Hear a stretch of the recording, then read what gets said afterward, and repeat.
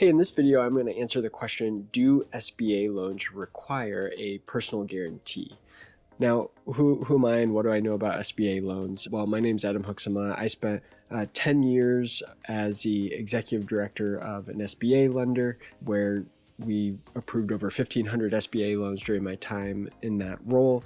Now today, I work kind of on the other side of things where I help clients apply for loans where I'm no longer the lender, but I own a business called ProjectionHub where we help clients create financial projections and business plans for SBA loan applications. And so I run into this question often from clients of wondering, am I going to actually have to personally guarantee this loan? And so the answer is yes, with some nuance here, okay? So any owner in the business with 20% ownership or more is going to be required to personally guarantee an SBA loan.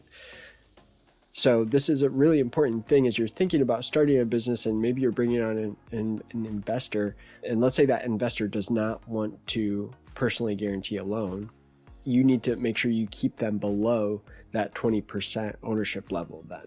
Because otherwise, if they had 25% ownership and you start the business and then at some point in the future you want an SBA loan, but you've got this 25% owner who's not willing to personally guarantee, you're kind of stuck. You're stuck because the SBA will not approve the loan without that owner's personal guarantee. And if that owner isn't willing to guarantee, but they're not willing to give up any of their equity, you're stuck. And so it's really important to get this right at the beginning.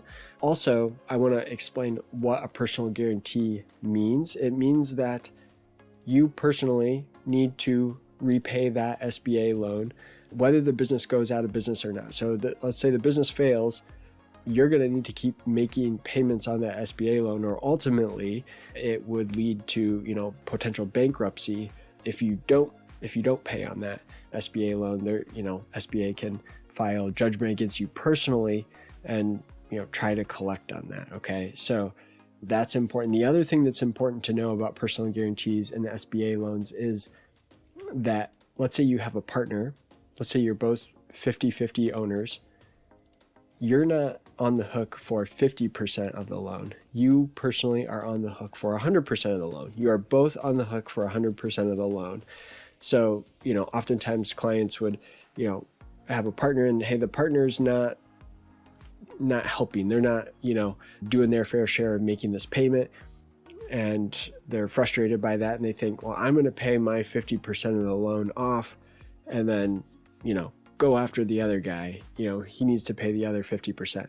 Unfortunately, that's not the way it works. So if you make 50% of the payments and you're thinking the other partner is going to have to cover the other 50%, not how it works. SBA and the lender is going to continue to go after both of you for 100% of the payment. So you're not off the hook until the whole thing is paid off. So I just wanted to kind of outline some of the key aspects of personal guarantees. And this also often means that you would have to pledge your personal residence, your home, as collateral on a loan. That is also the case. So all of this to say, this is kind of serious stuff, right?